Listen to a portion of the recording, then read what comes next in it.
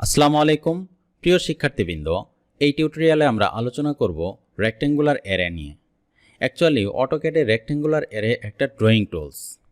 Rectangular array এমন একটি drawing tools যার মাধ্যমে আপনি কাস্টমাইজ ওয়েতে নাম্বার অফ কলাম এবং নাম্বার অফ রোতে যে কোনো অবজেক্টকে সাজাতে পারবেন। যে কোনো অফিস সেটআপকে আপনি রেক্ট্যাঙ্গুলার ওয়েতে সাজানোর জন্য রেক্ট্যাঙ্গুলার অ্যারে ব্যবহার করতে পারেন। এখানে আমরা একটা অফিস সেটআপ দেখতে পাচ্ছি। এই অফিস সেটআপকে যদি আমরা মাল্টিপল অফিস সেটআপেও রূপান্তর করতে চাই তাহলে আমাদেরকে রেক্ট্যাঙ্গুলার অ্যারে ব্যবহার করতে হবে। সেটা করার জন্য প্রথমেই আমরা মডিফাই প্যানেল থেকে রেক্ট্যাঙ্গুলার অ্যারে সিলেক্ট করে নিব। এই অ্যারে ড্রপডাউন থেকে ক্লিক করলে দেখতে পাচ্ছেন রেক্ট্যাঙ্গুলার অ্যারে নামে একটা অপশনস আছে, এটাতে আপনি ক্লিক করে অ্যাক্টিভ করতে পারেন, অথবা আপনি equivalent shortcut command AR press enter. দেখতে পাচ্ছেন যে আপনার অ্যারে কমান্ড অ্যাক্টিভ হয়েছে। এখন আপনাদেরকে ইনস্ট্রাকশন দিচ্ছে সিলেক্ট অবজেক্ট। আমি এই কমপ্লিট সেটআপটাই আমি সিলেক্ট করব। দেখতে পাচ্ছেন আমি কমপ্লিট সেটআপটা সিলেক্ট করলাম, এন্টার প্রেস করলাম। দেখতে পাচ্ছেন এখন আমাকে এখানে ইনস্ট্রাকশন দিচ্ছে যে আমি কোন ধরনের অ্যারে আমি সিলেক্ট করব। যেহেতু আমি রেক্ট্যাঙ্গুলার অ্যারে নিব সেহেতু আমি রেক্ট্যাঙ্গুলারে ক্লিক করলাম। ক্লিক করার সঙ্গে সঙ্গে দেখতে পাচ্ছেন যে বাই ডিফল্ট যে সেটআপটা ছিল সেই সেটআপে আমাদের একটা অ্যারে ক্রিয়েশন হয়েছে। আমরা এই অ্যারে ক্রিয়েশন ট্যাব থেকে আমরা বিভিন্ন ধরনের সেটিং চেঞ্জ করতে পারি, অথবা আমরা ডাইনামিক্যালি ম্যানুয়াল ওয়েতেও আমরা এই সেটিংসগুলো চেঞ্জ করতে পারি। আমরা যদি ম্যানুয়াল ওয়েতে আমাদের এই নাম্বার অফ কলাম অফিস সেটআপের নাম্বার অফ কলাম এবং নাম্বার অফ রো চেঞ্জ করতে চাই তাহলে আমাদেরকে যেটা করতে হবে, লাস্ট যে মাল্টিফাংশন গ্রিপটা আছে, লাস্ট কলামের যে মাল্টিফাংশন গ্রিপটা আছে এটাতে ক্লিক করে আপনি যখন আপনার কার্সর মুভ করবেন বা ড্র্যাগ করবেন দেখতে পাচ্ছেন যে আপনার কলামগুলো ইনক্রিজ হচ্ছে। আপনি চাইলে এটা ডিক্রিজও করতে পারেন। আপনার ডিজায়ার্ড নাম্বার অফ কলামে নেওয়ার পর আপনি যখন ক্লিক করবেন দেখতে পাচ্ছেন যে আপনার desired number of column increase হয়ে গিয়েছে। একইভাবে আপনি যদি এই মাল্টিফাংশন গ্রিপ ব্যবহার করে বা dynamically number of rose change করতে চান তাহলে আপনাকে লাস্ট রোজে যে মাল্টিফাংশন গ্রিপটা আছে এটাতে ক্লিক করে আপনার কার্সর যখন আপনি ড্র্যাগ করতে থাকবেন দেখতে পাচ্ছেন যে নাম্বার অফ রোজ চেঞ্জ হচ্ছে। আপনার যতগুলো প্রয়োজন হয় ততগুলো নেওয়ার পর আপনি ক্লিক করলে আপনার অ্যারে কমপ্লিট হয়ে যাবে। একইভাবে আমরা যদি এই রোজ বিটুইন গ্যাপ এবং কলাম বিটুইন গ্যাপ চেঞ্জ করতে চাই ডাইনামিক্যালি, তাহলে যে সেকেন্ড কলামে যে মাল্টিফাংশন গ্রিপ আছে এটাতে আপনি ক্লিক করলে দেখতে পাচ্ছেন যে বিটুইন গ্যাপ কলাম চেঞ্জ হচ্ছে, কলাম বিটুইন গ্যাপ চেঞ্জ হচ্ছে। আমরা এই কলাম বিটুইন গ্যাপ ডাইনামিক্যালি যতটুকু প্রয়োজন হয় ততটুকু নেওয়ার পর আমরা ক্লিক করলে দেখতে পাচ্ছেন যে এখানে এই চেঞ্জটা চলে এসেছে। একইভাবে আমরা যদি রোজ বিটুইন গ্যাপ চেঞ্জ করতে চাই ডাইনামিক্যালি তাহলে আমাদেরকে সেকেন্ড রোতে যে মাল্টিফাংশন গ্রিপটা আছে এটাতে ক্লিক করে আপনি যখন ভার্টিক্যালি আপনার কার্সর ড্র্যাগ করবেন তখন দেখতে পাচ্ছেন যে ডাইনামিক্যালি এই চেঞ্জটা হচ্ছে। আপনার যেখানে প্রয়োজন হয় সেখানে রেখে আপনি কার্সর থেকে ক্লিক করলে দেখতে পাচ্ছেন যে আপনার এই চেঞ্জটা চলে এসেছে। এতক্ষণ পর্যন্ত আমরা যে চেঞ্জগুলো করলাম এটা হচ্ছে ম্যানুয়াল মেথড, এবং আপনি যদি এই ম্যানুয়াল মেথড না চান, আপনি যদি অ্যাকুরেট ভ্যালু ইনপুট করতে চান তাহলে আপনাকে এই অ্যারে ক্রিয়েশন ট্যাবে গিয়ে এই ভ্যালুগুলো চেঞ্জ করতে হবে। এখানে দেখতে পাচ্ছেন অনেকগুলো অপশনস আছে। প্রথম অপশনস হচ্ছে column, number of column. Suppose আমি নাম্বার অফ কলাম আমাদের 7 প্রয়োজন নেই, আমরা 6টা কলাম ইউজ করব, তাহলে আমরা 6 প্রেস এন্টার করার সঙ্গে সঙ্গে দেখতে পাচ্ছেন যে 6টা কলাম রয়ে গিয়েছে এবং একটা কলাম এখান থেকে রিমুভ হয়ে গিয়েছে।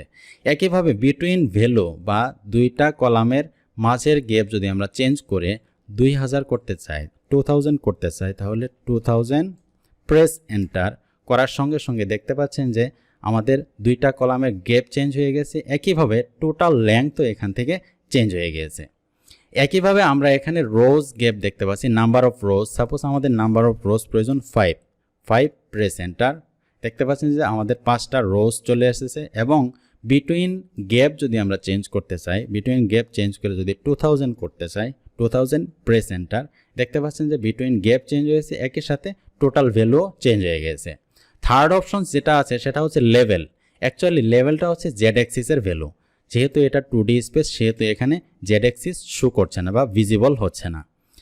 লাস্ট যে অপশনটা আছে সেটা হচ্ছে অ্যাসোসিয়েটিভ। অ্যাকচুয়ালি আপনি যদি এই অ্যারে কমপ্লিট সেটআপটাকে যদি এডিটেবল রাখতে চান বা পরবর্তীতে আপনার এই অ্যারেকে এডিট করতে চান তাহলে আপনাকে অ্যাসোসিয়েটিভ চেকমার্ক করে দিতে হবে।